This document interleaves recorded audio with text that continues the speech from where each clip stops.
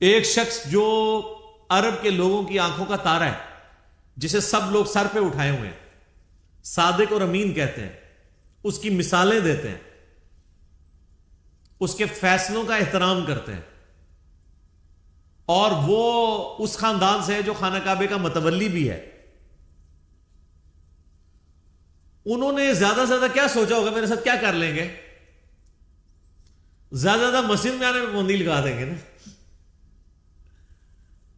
شہر بدر کر دینا، قتل کے فتوے جاری کر دینا، یہ تو نبی علیہ السلام نے سوچا بھی نہیں تھا کبھی.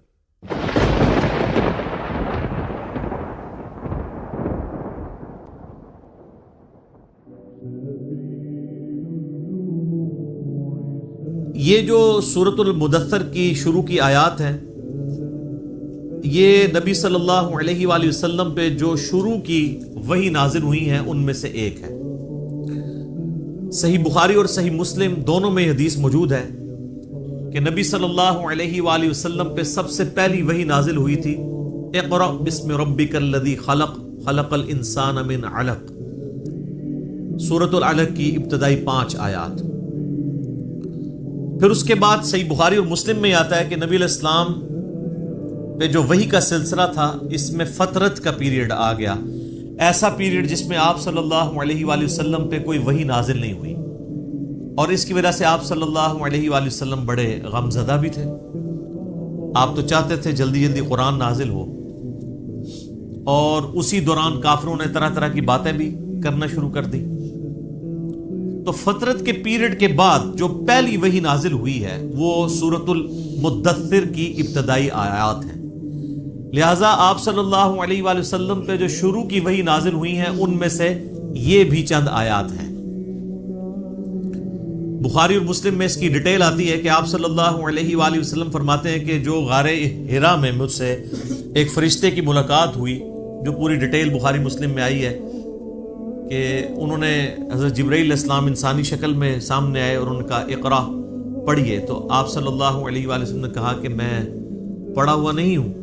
3 دفعہ یہ عمل ریپیٹ ہوا، اور پھر جبرائیل نے آپ صلی اللہ علیہ وآلہ وسلم کو اپنے ساتھ سینے کے ساتھ لگایا اور پھر پڑھایا، تو آپ صلی اللہ علیہ وآلہ وسلم نے یہ آیات پڑھی.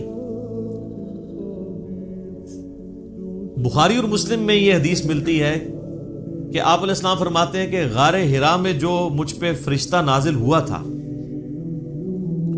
پھر کچھ عرصہ کے لیے وہ مجھ پر نازل نہیں ہوا، اللہ کی آیات لے کر نہیں آیا. تو ایک دن اچانک میں نے یہ آبزرو کیا کہ مجھے کوئی شخص پکار رہا ہے. تو جب میں نے نگاہ اٹھا کر اوپر دیکھا تو پورے افق کے اوپر وہی فرشتہ چھایا ہوا تھا. اب ظاہر ہے کہ نبی علیہ السلام کے اوپر ایک دہشت طاری ہوگی. ایک انسان کے لیے تو یہ بڑا عجیب و غریب منظر ہے نا، کہ جہاں تک آپ کو منظر نظر آ رہا ہے کہ بندہ آپ کو اوپر نظر آ رہا ہے اور وہ آپ کو پکار رہا ہے. تو آپ علیہ السلام، بخاری مسلم کے الفاظ ہیں کہ دہشت کے مارے گر پڑے، اور پھر آپ صلی اللہ علیہ وآلہ وسلم واپس آئے اپنے گھر اور سیدہ خدیجہ سے کہا کہ مجھے کمبل اڑا دو. ایک تو وہ والا واقعہ بخاری مسلم میں جو سورۃ العلق کی شروع آیات میں ہوا تھا، اس میں بھی یہی الفاظ ہیں، جس میں پھر سیدہ خدیجہ کہتی ہیں کہ آپ اپنے رشتہ داروں کے ساتھ صلہ رحمی کرتے ہیں، آپ مہمان نوازی کرتے ہیں، آپ غریبوں کا بوجھ اٹھاتے ہیں، آپ لوگوں کا بڑا خیال رکھتے ہیں، اللہ تعالیٰ آپ کو تنہا نہیں چھوڑے گا. اس حدیث میں یہ الفاظ ہیں کہ جب یہ کمبل اڑایا گیا تو پھر اللہ تعالیٰ کی طرف سے اس فرشتے نے ندا دی اور یہ آیات پڑھی، یا ایھا المدثر قم فانذر وربک فکبر وثیابک فطہر. بسم اللہ الرحمن الرحیم. یا ایھا المدثر، اے چادر میں، اے کمبل میں لپٹنے والے، قم فانذر، اٹھ کھڑے ہو جائیے اور ڈر سنائیے.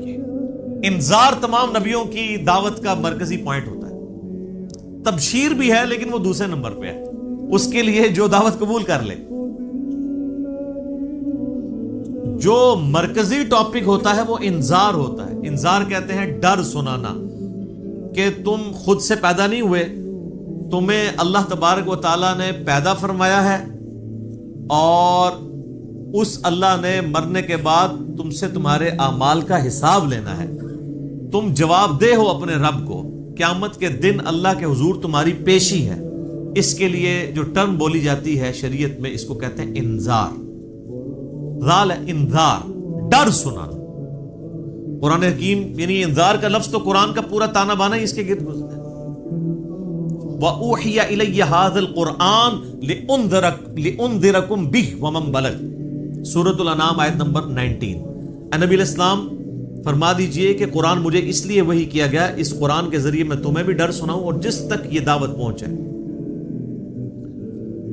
تو یہاں پہ بھی ڈر سنانے کے لیے کہا جا رہا ہے کہ آپ دعوت و تبلیغ کا کام یعنی قیام النہار والا کام اعلانیہ شروع کر دیجئے۔ وَرَبَّكَ فَكَبِّرْ، اور اپنے رب کی بڑائی بیان کیجیے، یعنی بڑائی ایسی کہ جیسا حق ہے۔ ایک بڑائی تو اپنی زبان سے بیان کرنا ہے نا، وہ تو آپ دیکھ لیں ہماری اسلام کی جو عبادات سینٹرڈ اراؤنڈ جس کلمے کے ہیں نا وہ اللہ اکبر ہے۔ آپ جانور بھی ذبح کرتے ہیں تو کیا پڑھتے ہیں؟ بسم اللہ واللہ اکبر۔ صحیح مسلم میں تکبیرات موجود ہیں۔ پھر آپ عید کی جو تکبیرات ہیں جو صحابہ کرام سے نقل ہوئی ہیں، تابعین سے، المصنف ابن ابی شیبہ میں، اللہ اکبر لا الہ الا اللہ واللہ اکبر وللہ الحمد۔ پھر یہ بھی آئی ہیں اللہ اکبر کبیرہ والحمد للہ کثیرہ وسبحان اللہ بکرۃ واصیلہ۔ پھر سر جو آپ 5 وقت نماز پڑھتے ہیں، 17 فرض رکھتے پڑھتے ہیں، ہر رکعت میں جو انتقال ہے ایک رکن سے دوسرے رکن میں وہ تکبیر کے ساتھ ہے، سوائے رکوع سے اٹھتے وقت سمیع اللہ لمن حمدہ، باقی سب تکبیرات ہیں۔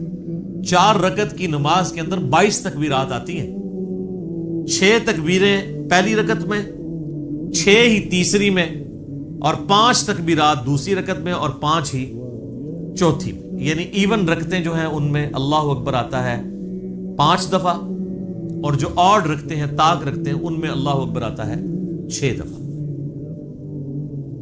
22 تکبیرات۔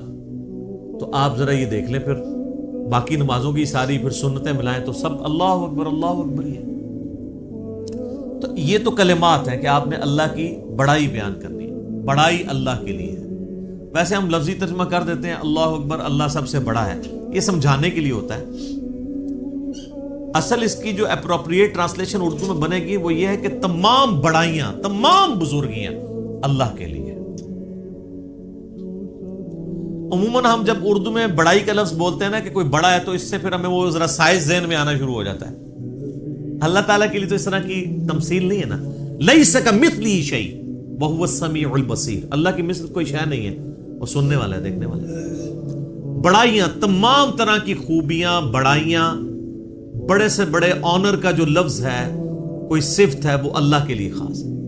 اسی کے تحت ہم یہ سمجھتے ہیں کہ اللہ تعالیٰ کو اگر کوئی شخص خدا کہہ کر یا گاڈ کہہ کر پکار لے تو یہ جائز ہے، کیونکہ کیپٹل جی سے جو گاڈ لکھا جاتا ہے انگلش میں، یہ اسی خدا کے لیے لکھا جاتا ہے جس کو سب مانتے ہیں۔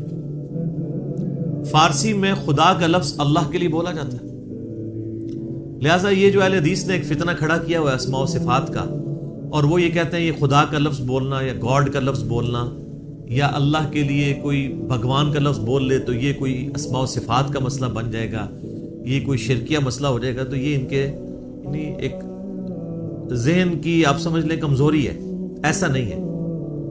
قرآن عربی میں نازل ہوا ہے، قرآن سے پہلے جتنی کتابیں الہامی ہیں وہ تو دوسری زبانوں میں نازل ہوئی ہیں۔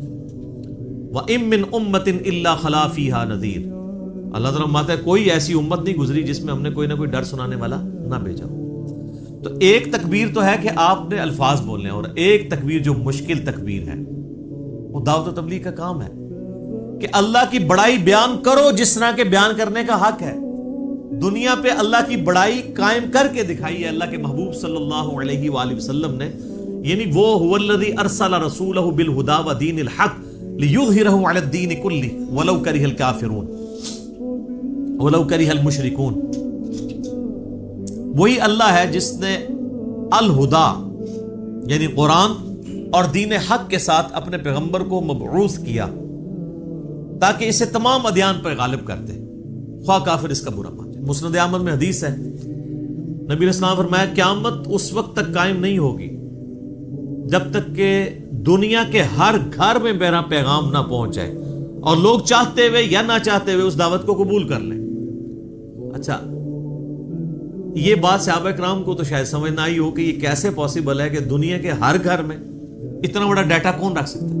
لیکن سر آج یوٹیوب حفظہ اللہ، گوگل دامت برکاتوں عالیہ، اسلام کے بارے میں کوئی اسٹڈی کرنا چاہے تو اس تک نہیں بات پہنچ سکتی. پہنچ کی ہوئی ایک واقعہ ہوتا ہے پوری دنیا کے اندر وہ واقعہ پہنچ جاتا ہے. تو یہ ایک میڈیا کی برکت سے یہ ساری چیزیں، اور پھر جب یہ یعنی ایک مزید آگے معاملہ بڑھے گا تو پھر تو دعوت الحمدللہ گھر گھر تک پہنچے گی. تو اس رب کی بڑائی بیان کرو، ایک تو بولنے کے اعتبار سے، باقی پریکٹیکلی بھی اس کے لیے آپ اللہ تعالیٰ کے گواہ بن کر کھڑے ہو جائیں اور انسانیت کے اوپر حجت تمام کریں.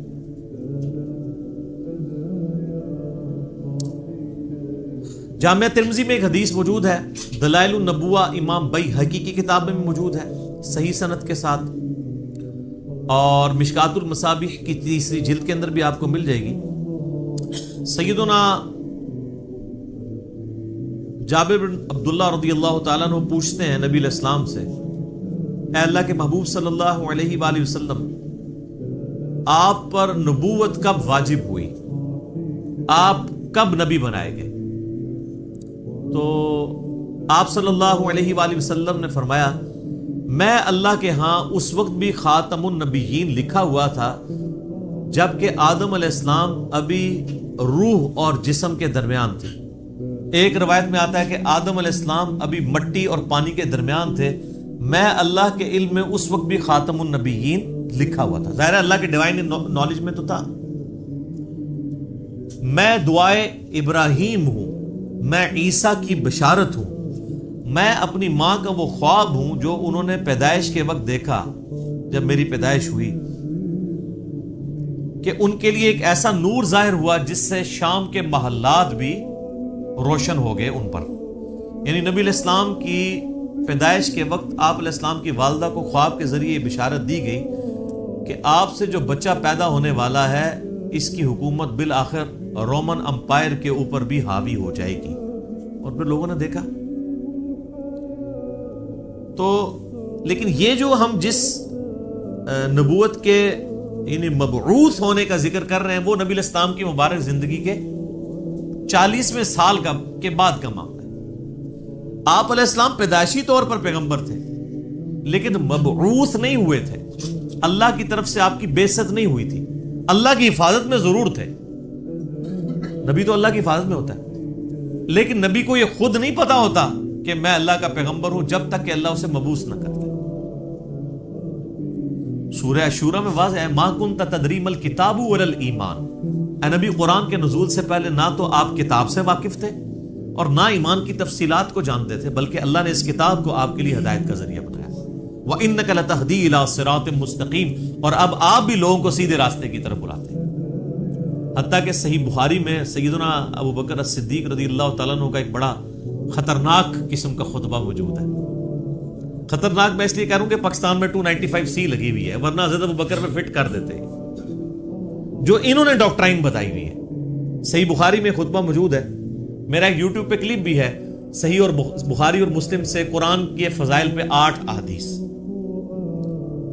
اس میں میں نے یہ حدیث بتائی تھی کہ سیدنا ابو بکر جب خلیفہ بنے رضی اللہ تعالیٰ عنہ علیہ السلام، تو انہوں نے جب پہلا خطبہ دیا تو اس میں ان کے الفاظ ہیں کہ اللہ تعالیٰ نے محمد صلی اللہ علیہ وآلہ وسلم کو اس کتاب کے ذریعے ہدایت دی.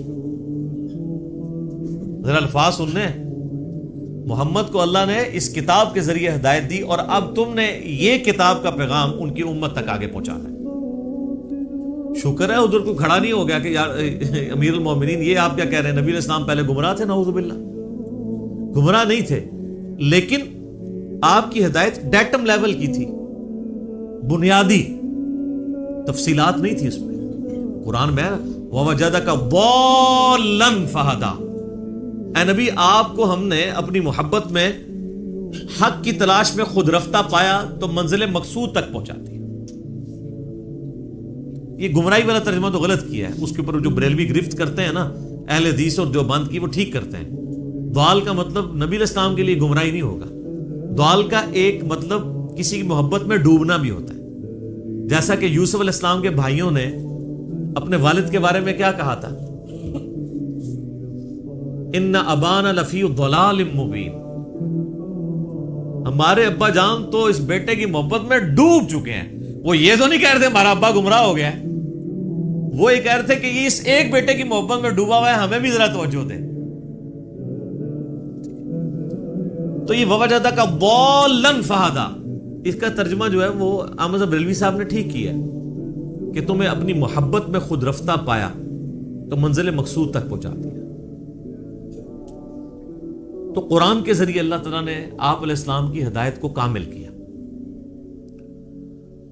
تو نبی پیدائشی طور پہ نبی ہوتا ہے لیکن اسے پتہ نہیں ہوتا جب تک مبعوث نہ ہو جائے. ورنہ تو بخاری مسلم میں جو حدیث آتی ہے کہ نبی علیہ السلام کو جب پہلی دفعہ فرشتہ نظر آیا ہے تو آپ کی حالت جو ہوئی ہے، مطلب آپ تو خوش ہو جاتے ہیں کہ میں 40 سال سے انتظار کر رہا تھا، شکر ہے تو آ گیا. الٹا آپ علیہ السلام پریشان ہو گئے.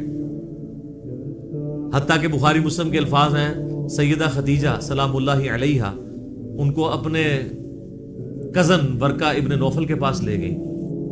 انہوں نے جب نبی علیہ السلام کی کنڈیشن سنی، وہ نابینا ہو چکے تھے، انہوں نے کہا یہ تو وہی لگتی ہے، وہی والی وہی جو موسیٰ علیہ السلام پہ نازل ہوئی تھی. تو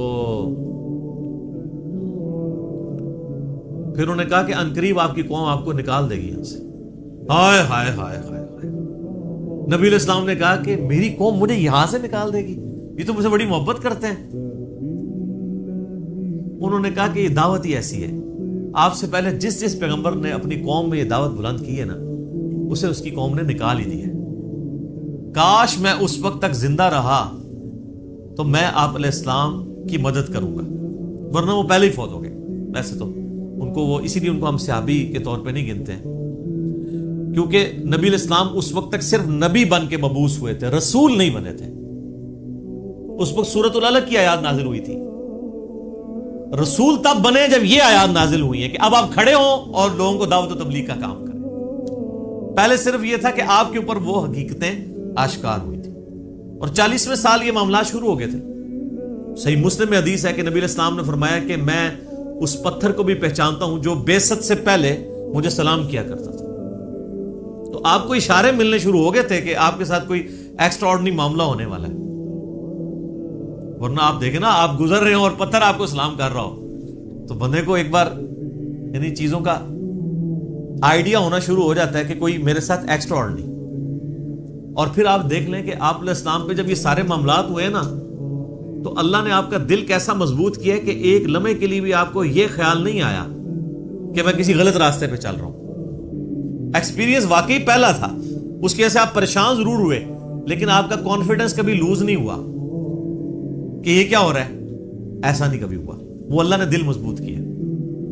اور یہ پیغمبر کے ساتھ غیبی تائید ہوتی ہے اللہ کی. بعض اوقات پیغمبر جو ہیں وہ بچپنے میں ہی بولنا شروع کر دیتے ہیں. سورہ مریم میں آتا ہے، سورہ آل عمران کے اندر آتا ہے کہ حضرت عیسیٰ علیہ السلام جو ہیں وہ ماں کی گود میں بھی کلام کر رہے ہیں. اللہ تعالیٰ چاہے تو، اور وہ کیا کہہ رہے ہیں کہ مجھے اللہ نے پیغمبر بنایا ہے، مجھے کتاب دی ہے اور مجھے مبارک بنایا ہے، اور میں اپنے ماں باپ، میں اپنی ماں کے ساتھ اس نے سلوک کرنے والا مجھے بنایا ہے. سلام ہو اس دن پر جس دن میں پیدا ہوا، جس دن میں مروں گا اور جس دن میں اٹھایا جاؤں گا. یہ ساری گفتگو کر رہے ہیں ماں کی گود میں. ان کو اللہ نے اسی وقت مبعوث کر دیا.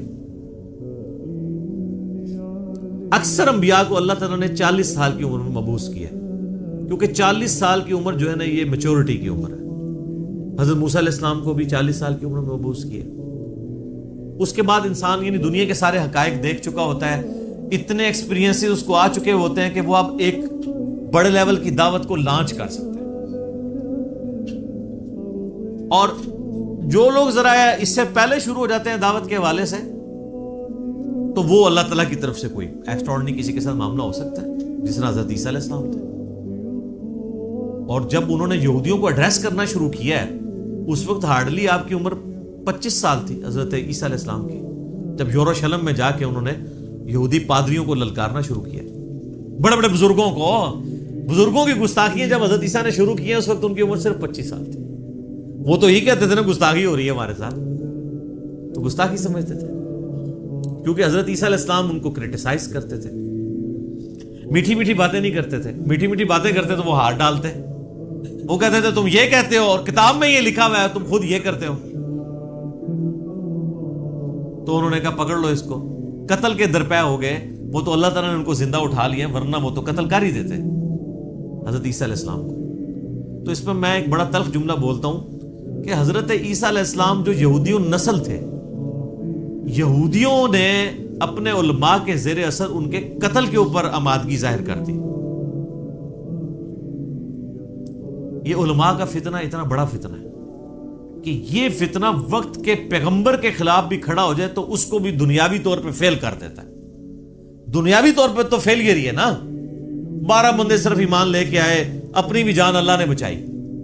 دنیا میں تو یہ دیکھا جاتا نا اس کے کروڑوں فالوور ہوں, تبھی تو بتا رہے ہوتے ہیں نا جی جناب اتنا بڑا اجتماع ہوا ہے, اتنے جلسے میں لوگ آئے. وہ کیوں بتا رہے ہوتے ہیں؟ کامیابی کے لیے. حضرت عیسیٰ علیہ السلام کے جلسے میں کتنے لوگ ہوتے تھے؟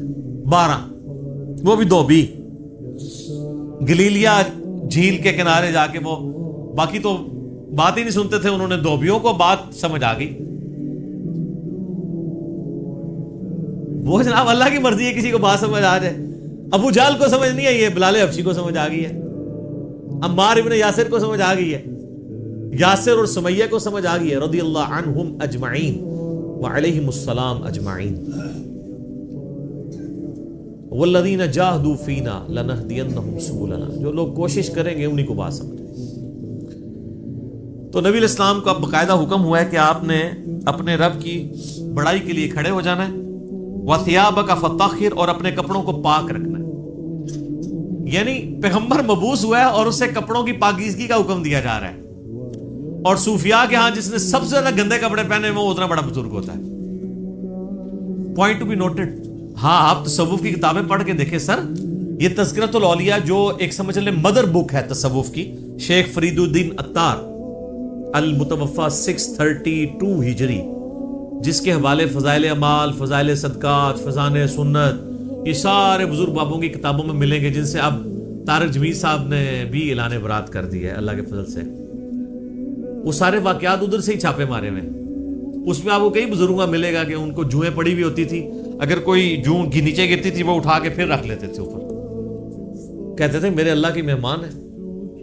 لوگ کہتے ہیں سبحان اللہ. اور بخاری مسلم میں موجود ہے ایک صحابی کے سر میں جوئیں پڑ گئی اور نبی علیہ السلام کے ساتھ انہوں نے احرام یعنی باندھا ہوا تھا. تو انہوں نے کہا یا رسول اللہ مجھے یہ تو جوئیں پڑ گئی ہیں, جوئیں تنگ کر رہی ہیں, تو مجھے اجازت دیں میں بال منڈوا دوں. اب آپ جب تک احرام کی ساری پابندیوں سے آزاد نہیں ہوتے ہیں اس وقت تک تو بال نہیں منڈوا سکتے. پھر نبی علیہ السلام نے ان کو بال منڈوانے کی اجازت دے دی اور اس کے اگینسٹ پھر انہوں نے جو ہے نا وہ ایک دم بھی دیا. تو بعد کے بزرگ جو ہیں وہ جوئیں اٹھا کے اوپر رکھتے ہیں, گندے مندے رہتے ہیں. اور بلکہ سب سے بڑا بزرگ وہ ہوتا ہے جو گندا بھی نہ رہے, کپڑے ہی سارے اتار دے, اس کو سب سے بڑا بزرگ مانا جاتا ہے. وہ کہتے ہیں مجذوب ہے یہ, یعنی اللہ تعالیٰ کی محبت میں غرق ہو چکا ہے. یعنی اس کا مطلب ہے کہ اللہ کی محبت میں غرق ہونے کا مطلب یہ ہے کہ بندے کے کپڑے پہلے چلے جاتے ہیں. تو اللہ تعالیٰ کی معرفت سب سے زیادہ مخلوقات میں سے کن کو ہوتی ہے؟ انبیاء کو. تو کہیں ملتا ہے کہ انبیاء کرام علیہ السلام پہ جب اللہ کی محبت کا غلبہ ہوتا تھا تو وہ کپڑے اتار دیتے تھے؟ کہیں ملتا ہے ایسی بات؟ تو یہ پھر اس لیے ہم کہتے ہیں کہ انبیاء کا جو دین ہے وہ اور ہے, بابوں کا دین اور ہے, اور کتابوں کا دین اور ہے. یہ بابوں کا دین ہے اور کتابوں کا دین وہ ہے جو صحیح سند کے ساتھ صحابہ اکرام اہل بیت کے ذریعے اور بعد میں محدثین کے ذریعے دین ہم تک پہنچے. نبی علیہ السلام کو شروع کی وحی میں کہا جا رہا ہے کہ آپ نے اپنے کپڑوں کو پاک صاف رکھنا ہے, روحانی طور پہ بھی پاک رکھنا ہے. یعنی ایک اللہ تعالیٰ نے جیسا کہ سورۃ الاعراف میں آتا ہے کہ تقویٰ کا لباس سب سے بہتر لباس ہے. تو وہ یعنی آنکھوں کی پاکیزگی, ہاتھوں کی پاکیزگی, ایک تو فزیکل نجاست سے بھی اور روحانی طور پہ بھی, حرام کی طرف نگاہ نہ اٹھے, ہاتھ حرام کی طرف نہ بڑھے. تو فزیکل نجاست بھی ختم کرنی ہے اور انٹلیکچوئل نجاست بھی ختم کرنی ہے. اور کیا کرنا ہے؟ وَالرُّجْزَ فَاهْجُرْ, اور بتوں سے بھی آپ نے دور رہنا. آپ علیہ السلام پیدائشی طور پہ ہی بتوں سے ہمیشہ دور رہے. اب اسٹرکٹلی آ رہا ہے کہ اس چیز کو آپ نے اب پریکٹس کرنا ہے. وَلَا تَمْنُن تَسْتَكْثِرْ، اور کسی پر احسان نہ کیجئے زیادہ لینے کی نیت سے. یعنی کسی کے ساتھ اگر آپ نیکی کر رہے ہیں تو دماغ میں یہ نہ رکھیں کہ میں اس کے ساتھ نیکی کر رہا ہوں تو یہ بدلے میں میرے ساتھ کرے گا. بے لوث ہو کے کریں، ایثار کے جذبے کے تحت. وَلِرَبِّكَ فَاصْبِرْ، ہائے ہائے یہ ہے بات. اپنے رب کے لیے صبر پھر اختیار کیجیے. یعنی آپ کو بتایا جا رہا ہے کہ آپ یہ معاملہ کوئی اتنا آسان نہیں ہونے والا. آپ ذرا دیکھیں جب یہ آیات نازل ہو رہی ہیں اس وقت تو آپ علیہ السلام کے تو دماغ میں بھی نہیں یہ بات کہ میرے ساتھ آگے ہونا کیا ہے. ایک شخص جو عرب کے لوگوں کی آنکھوں کا تارا ہے، جسے سب لوگ سر پہ اٹھائے ہوئے ہیں، صادق اور امین کہتے ہیں، اس کی مثالیں دیتے ہیں، اس کے فیصلوں کا احترام کرتے ہیں، اور وہ اس خاندان سے ہے جو خانہ کعبے کا متولی بھی ہے. انہوں نے زیادہ سے زیادہ کیا سوچا ہوگا میرے ساتھ کیا کر لیں گے؟ زیادہ سے زیادہ مسجد میں آنے میں پابندی لگا دیں گے نا، شہر بدر کر دینا، قتل کے فتوے جاری کر دینا. یہ تو نبی علیہ السلام نے سوچا بھی نہیں تھا کبھی. اب یہ جب یہ آیات نازل ہو رہی ہے کہ آپ نے صبر کا دامن نہیں چھوڑنا. اللہ کو پتا ہے نا میں نے کرنا کیا ہے اپنے نبی کے ساتھ. ظاہر ہے وہ تو اللہ تعالیٰ فرماتا ہے کہ ہم نے قرآن پاک میں مضمون کئی جگہ ہے کہ ہم نے تمام نبیوں کے مخالفین جن و انس میں سے اٹھائے ہیں. اللہ تعالیٰ کہتے ہیں ہم نے اٹھائے ہیں. مراد یہ کہ جب اٹھتے ہیں تو ہم انہیں اٹھنا دیتے ہیں تاکہ یہ کشاکش ہوگی تو پھر حق اور باطل کی کشاکش کے بعد پھر سچائی کی چاشنی فیل ہوتی ہے نا. اگر پیاس ہی نہ ہو تو ٹھنڈے پانی کی قدر کیا آئے گی؟ تو اللہ تبارک و تعالیٰ نے اپنے نبی کو بھی ان آزمائشوں سے گزارا ہے. انڈیویجول آپ علیہ السلام پہ بھی بہت آزمائشیں آئی اور اجتماعی طور پہ صحابہ اور اہل بیت پہ بھی آئی ہیں. لیکن جب یہ آیات نازل ہو رہی ہیں تو اب آپ یہ سمجھ لیں کہ یہ ابھی آپ علیہ السلام کے یعنی جو بخاری مسلم میں آتا ہے کہ آپ کے پیٹھ کے اوپر اوجڑی رکھی گئی اور آپ اٹھ نہیں سکے، یہ واقعہ نہیں ہوا. آپ کے گلے کے اندر صحیح بخاری مسلم میں آتا ہے کہ وہ ڈالا گیا کپڑا اور اتنی زور سے دبایا گیا کہ قریب تھا کہ آنکھیں ابل آتی. یہ واقعہ نہیں ہوا. طائف کا واقعہ نہیں ہوا کہ جس میں پتھر اتنے مارے گئے کہ مبارک خون سے جوتیاں بھی بھر گئیں. یہ واقعہ نہیں ہوا. پھر قتل کے فتوے کے رات کے وقت سیدنا ابوبکر کو ساتھ لے کے اور مولا علی کو اپنے بستر پہ لٹا کے آپ علیہ السلام ہجرت کے لیے نکل گئے. یہ واقعہ بھی نہیں ابھی ہوا. اور سر پر مدینے میں تو لائف ہی پوری ڈائنامک. جاتے ہی یہودی متھے مارے لگ گئے، جا کے منافقین اوپر سے کلمہ پڑھ لیا، پیچھے سے وہ یعنی جڑیں کاٹتے رہے. پھر غزوہ بدر میں جو کچھ ہوا، احد میں تو نبی علیہ السلام کے دانت بھی شہید ہو گئے اور آپ کی شہادت کی خبر مشہور ہو گئی. اس قدر آپ کا خون بہہ گیا. خندق کے وہ موقع کے اوپر آپ علیہ السلام کو سخت سردیوں کی راتوں میں کس طریقے سے ایون صحابہ کہتے ہیں ٹوائلٹ جانا ہمارے لیے مشکل ہو جاتا تھا، سامنے سے تیر آ کے لگ جاتا تھا. اس کے بعد پھر صلح حدیبیہ والی جو مشقت کاٹنی پڑی، اتنا پیدل سفر کر کے پھر ایک پیس ٹریٹی کر کے واپس جانا پڑ گیا، عمرہ بھی نہیں کیا.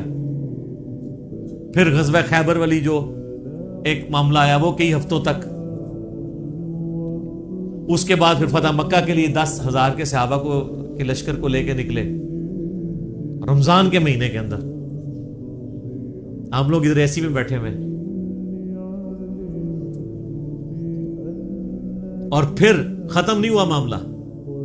فوراً فتح مکہ کے 3-4 مہینے کے بعد قبیلہ حوازن کے ساتھ جو ہے وہ جنگ غزوہ حنین ہو گئی. 12,000 کا لشکر تھا. بس تکبر کے جملے نکل گئے کچھ اصحاب سے کہ ہم 313 تھے تو غالب آئے تھے، آج تو ہم ہے ہی بہت ہیں. تو قرآن کے الفاظ ہیں. اللہ تعالیٰ نے یقین کریں کہ اتنے سخت الفاظ کے اندر جسے کہتے ہیں نا میڑا مارتے ہوئے، تانا دیتے ہوئے بات کی ہے. اللہ نے فرمایا تم نے یہ بات کی، تمہیں تو کہنا چاہیے تھا اللہ کی مدد سے فتح ہوئی تھی. تو دیکھ لو جب تم نے یہ جملہ بولا تو دیکھو تمہیں راستہ بھی نہیں پھر ملا بھاگنے کا. 80 بندے بخاری مسلم میں آتا ہے نبی علیہ السلام کے ساتھ رہ گئے. صرف 12,000 میں سے 80 بندے، باقی سب بھاگ گئے. وہ سامنے سے تیر ہی ایسے لگے ان کو. وہ تیر کے بڑے ایکسپرٹ تھے قبیلہ وازن کے لوگ. اور پھر پیرلل میں جناب وہ رومن امپائر نے نبی علیہ السلام کا سفیر قتل کر دیا. آپ نے غزوہ موتا کے لیے جو ہے وہ وہاں بھی مہم روانہ کر دی زید ابن حارثہ کی سرکردگی میں. اتنے معاذوں کے اوپر پیرلل میں. اور پھر اس کے بعد غزوہ موتا کے بعد پھر وہ غزوہ تبوک کے لیے آپ علیہ السلام خود، جسے وہ جیش العسرہ کہا جاتا ہے، تنگی والا جو مارکا. تو اور آخری وقت بھی آپ کیا فرما رہے ہیں؟ آخری جو آپ آگے خطبہ دے رہے ہیں بخاری مسلم میں، وہ لشکر اسامہ بھیج رہے ہیں. اتنی مشکل لائف شروع سے لے کے اینڈ تک. اور یہ تو باہر کی لائف ہے، جو اندر آپ کو تکلیفیں اٹھانی پڑ رہی ہیں. بیویاں کہہ رہی ہیں کہ جی اس طرح ہمارا گزارا نہیں ہوگا، پھر قرآن نازل ہو رہا ہے کہ نہیں اسی طرح گزارا کرو. تو کئی معاذوں کے اوپر. اب یہ سارے معاذ اگر آپ کے ذہن میں ہو نا، تو پھر آپ یہ آیت پڑھیں والی ربی کا فصبر. اے نبی علیہ السلام، آپ نے اللہ کے لیے صبر کرنا ہے. ابھی تو بڑے بڑے مراحل آنے ہیں. فَإِذَا نُقِرَ فِي النَّاقُورِ، اور پھر جب سور پھونکا جائے گا. فَذَلِكَ يَوْمَئِذٍ يَوْمٌ عَسِيرٌ، تو وہ دن بڑا سخت ہوگا. عَلَى الْكَافِرِينَ غَيْرُ يَسِيرٌ، کافروں پر آسان نہیں ہوگا. ذَرْنِي وَمَنْ خَلَقْتُ وَحِيدًا،